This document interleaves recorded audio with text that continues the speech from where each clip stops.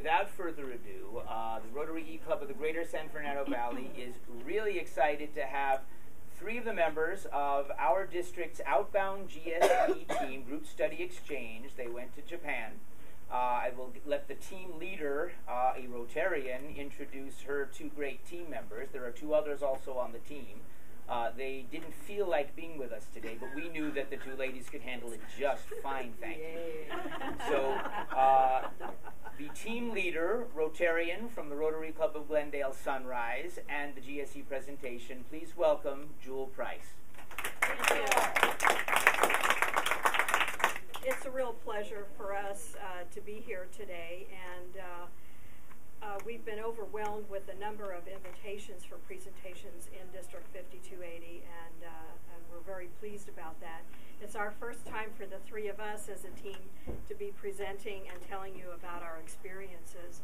And I'm just thrilled that we're sitting here with two former GSE team members and a former ambassadorial scholar. And because I really want to thank all of you as Rotarians for the contributions that you make to the Rotary International Foundation that makes these educational exchange programs possible. And you may have heard that our team, or any team going and coming this year, this is the last year for GSE Group Study Exchange in this format, in the 4-week format. So a number of people here in the club and Rotarians who've been involved in these Rotary International educational programs, and therefore I just want to acknowledge and thank all of you as Rotarians for your contributions and making these wonderful exchange programs possible.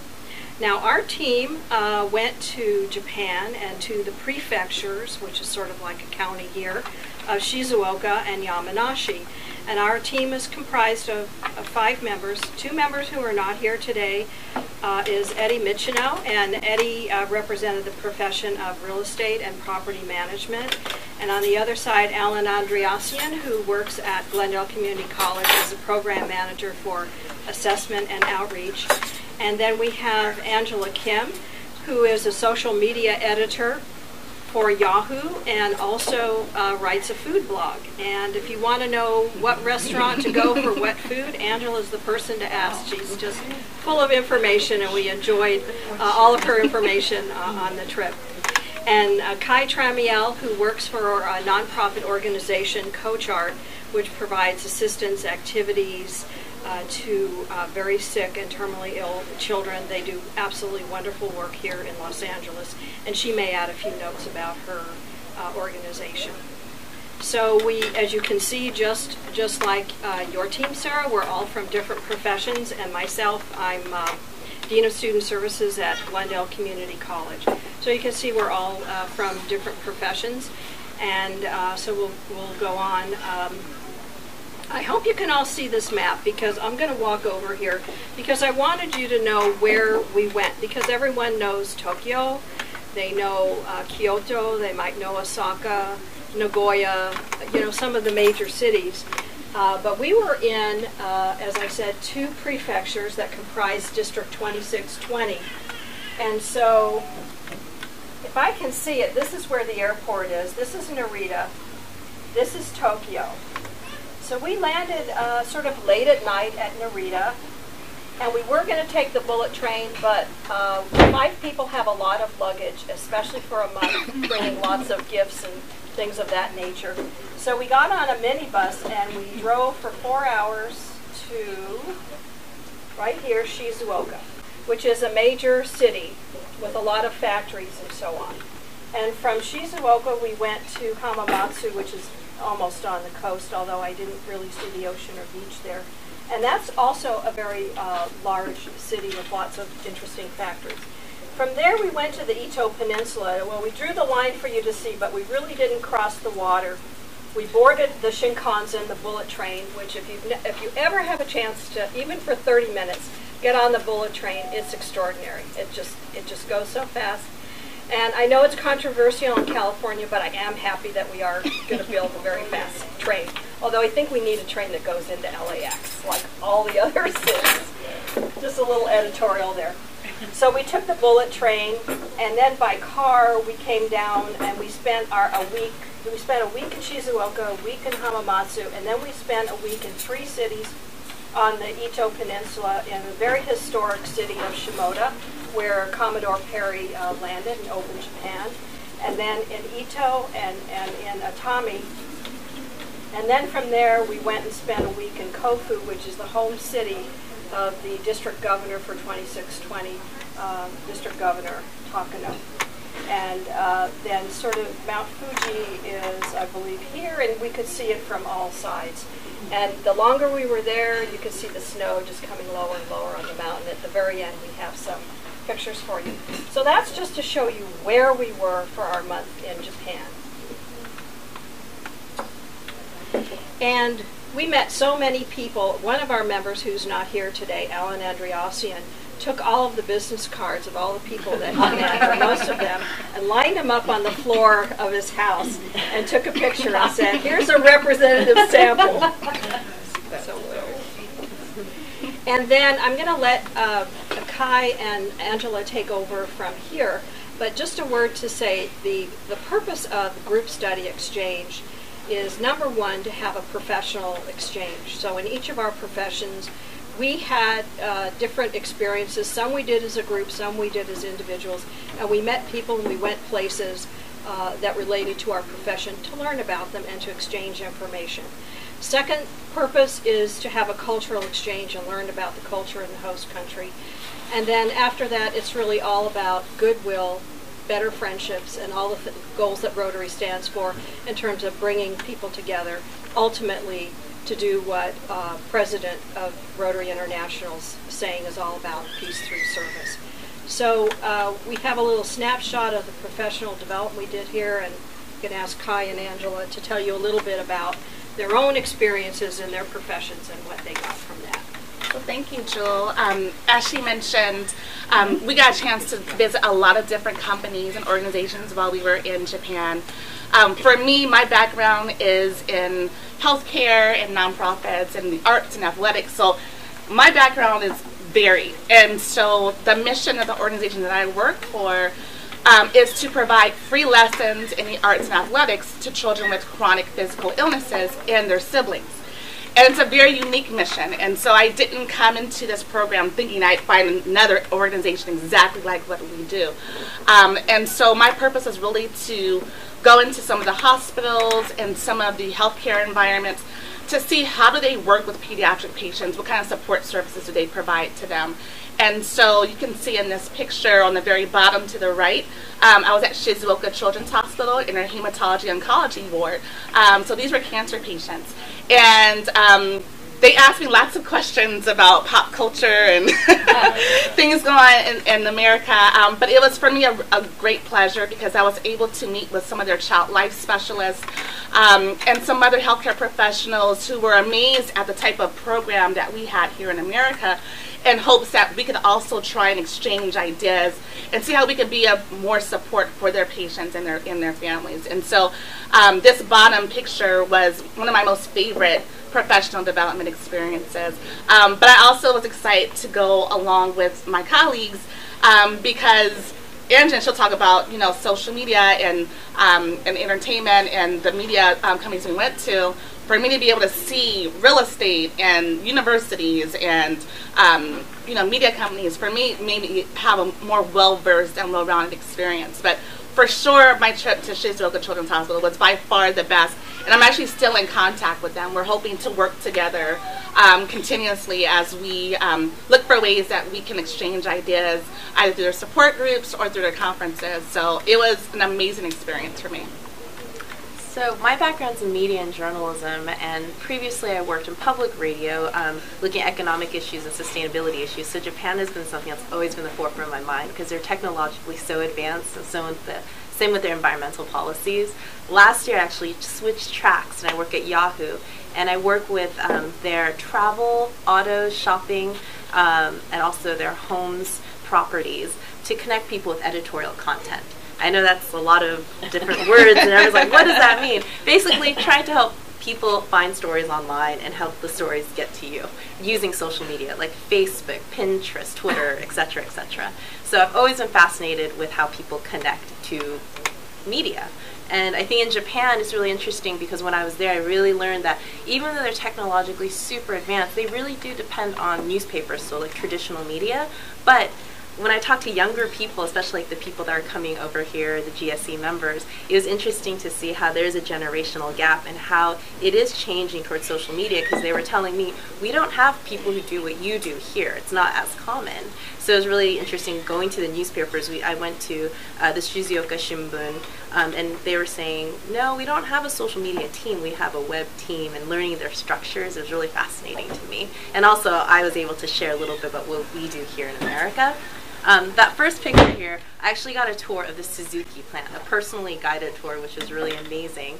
Since I work with Yahoo Autos, my boss was really excited for me to come and join this program just to professionally grow, I think. And also when I told him I'm going to Japan, I was like, you have to tell me how the autos is over there. And talking to these gentlemen, they were so kind just to spend time with me, but also answer just questions I had, because the trends in automotive is so different from what we have here. And recently I went to the LA Auto Show, and I saw a lot of the cars that they're driving around every day right now in Japan. They're kind of the concept cars in America now. And because I was like, I saw one car, I was like, isn't this already out in Japan? Because I feel like I saw this a few months ago. And someone said, yes, it's a really popular car. We're trying to bring it here to America. So it was really great to kind of bridge that gap technologically.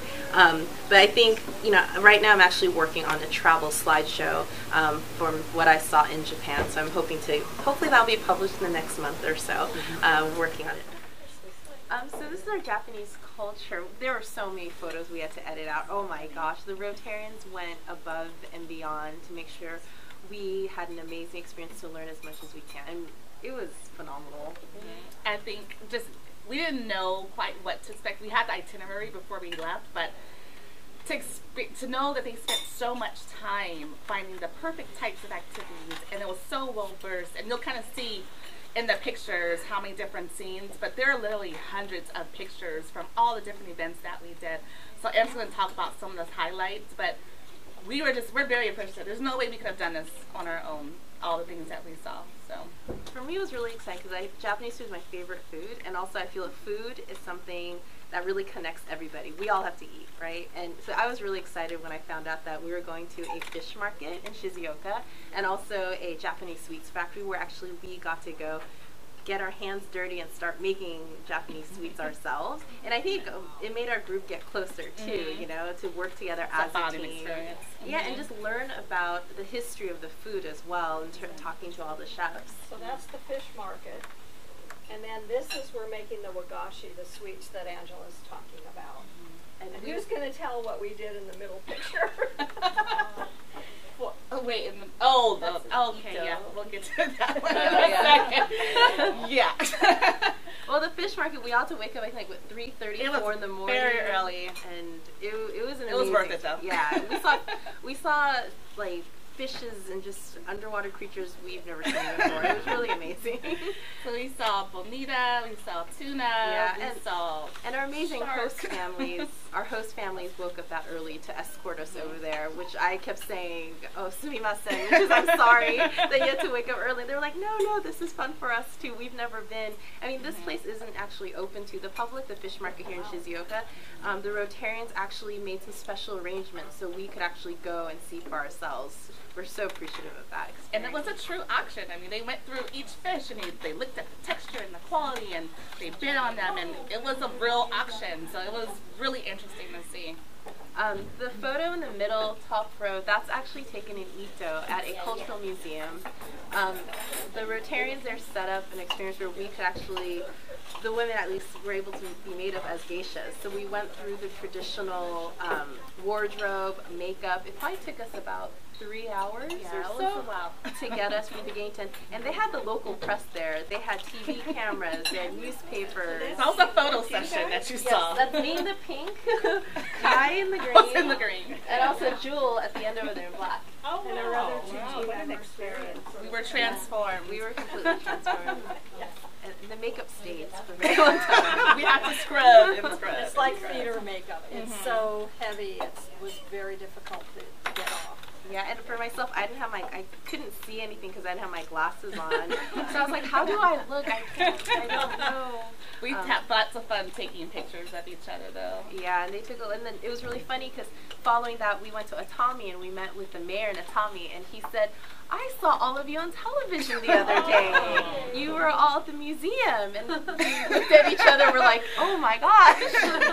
It was just a very different experience. I think, especially for me, being African American, to be in Japanese traditional makeup, I was like, oh my gosh, I had no idea what to, expect. But it was gorgeous, and I felt very beautiful and pampered. Unfortunately, my hair at the time I had braids, and my braids were very long, and so I couldn't put the traditional headdress on because my braids were too big to fit in there. So if you can see on the side, they just decided to put my hair in a ponytail and stick a flower in it, and it was really, really pretty, and we really enjoyed it.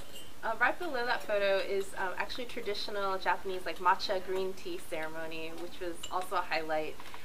It was actually at the which home was that? The nursing home. It was at the nursing home. Picture. They had a special room set up for tea ceremonies, and we all got to watch, sit, in the traditional manner, and also just watch them make it. And she actually had each of us try to bubble up the matcha with the brush. The secret, you do not go in a circle, you go side to side, really, really fast. It's all on the wrist. It's all on the wrist, so we learned that. And it tasted amazing. I've had tea here. I drink tea, I don't drink coffee. And drinking matcha tea in Japan, the bar is so high now. I don't think I could drink tea without thinking about that experience. And just the smell was so fresh. I think all of us really had an fun time watching. We took pictures and yeah, and she was beautiful. The woman who, the tea ceremony leader, was so beautiful and elegant and just so gracious. And it just all kind of just made us feel very peaceful and just really took in the actual ceremony of it. So it was lots of fun. The photo to the left of that gentleman is actually a Rotarian, and Jewel and myself, we got to stay with him in his home, and he's also the temple director. And he had amazing artifacts that he opened up and showed us in artwork. I think Jewel do you want to add? Because I know you really there are two structures there. The temple, where we were guests, we were in the temple, and then his home is to the side of that. And he has a very sophisticated library in a vault within his home. It's very large with the sliding metal shelves. And there are hundreds and hundreds of old ancient scrolls with all these drawings. And this one afternoon he opened many, many scrolls. They had drawings of Europeans. They had drawings of Commodore Perry, and he looked quite evil, I must say, in these depictions and so on. And many historical aspects of Japanese life from the turn of the century and earlier. And he gave us a wonderful history lesson because Shimoda, while it's not a very big place, it is filled with history because there are many ships and many different people that came there. So it was an extraordinary afternoon, and we learned a great deal from this gentleman. And he's also running the tourist agency there, so it was a great experience. And of course, I think the highlight for all of us was the homestays. The Rotarians were just amazing. So we, throughout the course of our 4 weeks, stayed with, I think, between 7 to 10 families, I think. And each city we went to, we stayed with a different Rotarian and their family. Sometimes we stayed with multiple families. And they were just amazing. The families that I stayed with ranged from marketing professor and his daughter and his wife and her parents to a widow wedding coordinator. So, I mean, this is the range. And all of their homes were different. I stayed in apartments, I stayed in traditional homes, and so it was just amazing. And they fed us so well. They fed us really, really well. And so just to be able to, by day, go to these corporate visits and go to these cultural visits, and then in the evening be able to be with the family and really see how Japanese families live and to be able to talk to them and for us to try and practice our Japanese with them was really an amazing experience. And I just think we are just so grateful for what they exposed us to, and I think we can all say we're still in touch with our families, and they've all are anxious to have us come back. They'd like to come and visit us, so it was just really awesome. And the kids, I know Angela have some really amazing experience with the kids and her family. The kids are just so amazing and fun, and just had lots of questions for us.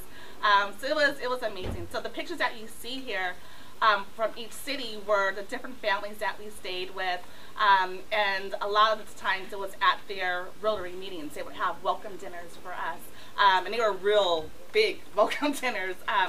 And so we got a chance to really just break bread with them and get a chance to really talk to them and to understand, you know, their background and what they're really proud about.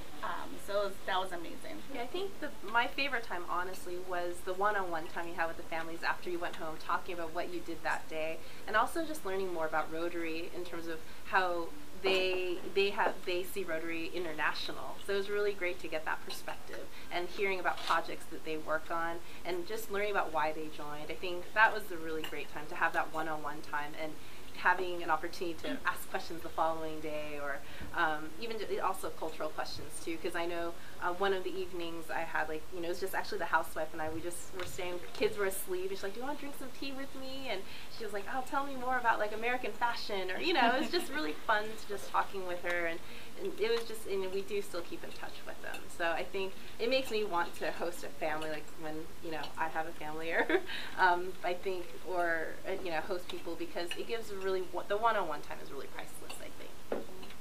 And then we were also able to go to the different Rotary clubs and do presentations on our backgrounds, on our interests, on what our purpose was for the visit. So we went to, I think, 10 or 11 different Rotary clubs to give different presentations, and we did banner exchanges, and it was amazing. And when we saw the picture of Alan's business cards on his floor in his home, that truly all of us had like stacks of business cards, because that's what you do, you exchange cards. And so I still have like my stack, and I'm still trying to contact some of the people that we met. But the Rotary Club meetings were just amazing, and they were just so gracious to us. And I mean, none of us... Oh, sorry. Just one thing I want to add there is I want to compliment all of my team members, because we, not all of us, but most of us, we took about 10 hours of Japanese lessons prior to going, and we prepared our presentation to the Rotary clubs in Japanese, learned how to pronounce it, and the slides were in katakana, hiragana, and because we wanted, not all Rotarians speak English or understand English, and so I want to compliment my team in delivering all those presentations in the Japanese language, and it was much appreciated by the Oh, that's what I was going to say. And then this is a list, there's 2 slides of all the different activities and excursions that we went to. And I just want to talk about 2 of the ones that I felt were my most favorite. Bandai was, and I think Angela's too, was amazing. Bandai is a company that makes lots of figurines and I don't know what else you call them. Plastic injected figurines. We went to their factory and we got a chance to see how they were created, and just even the smallest part, I mean, it was super tiny, microscopic, made by these like huge machines, were really, really cool. And also being able to go to the Shizuoka Police Department. There's going to be a picture you'll see in the next couple of slides. We got to ride in the police cars. Took a couple of mug shots, fun stuff that we were able to do. But there were just such a variety of experiences. And Angela, I don't know which ones were your favorite. Yeah, those 2. Yeah. Those. One I want to mention, just because I had an MRI very recently, is we went in Hamamatsu, we went through a company, a factory called Photonics. And in this factory, it's amazing what they make. We saw them making the glass tubes for different electronic parts, but they make the semiconductors that go in all these, and lasers that go in all these medical machines and many others. And it was quite interesting. One of our guides had worked for that company for 23 years, and he's in the solar business now, solar panels. As you know, they're closing down all the nuclear power plants, and they're researching, developing, and using alternate sources of power. We also saw homes that were all run on converting gas to electricity and alternative forms of energy, because it's a big issue in Japan now. So it was really interesting to go through that. And they took us to a little room as part of Shizuoka University, because a Japanese inventor developed the first sort of TV image that was a symbol. So we were exposed to scientific developments as well. And on the following slide were some more of our favorite visits. The eel pie factory.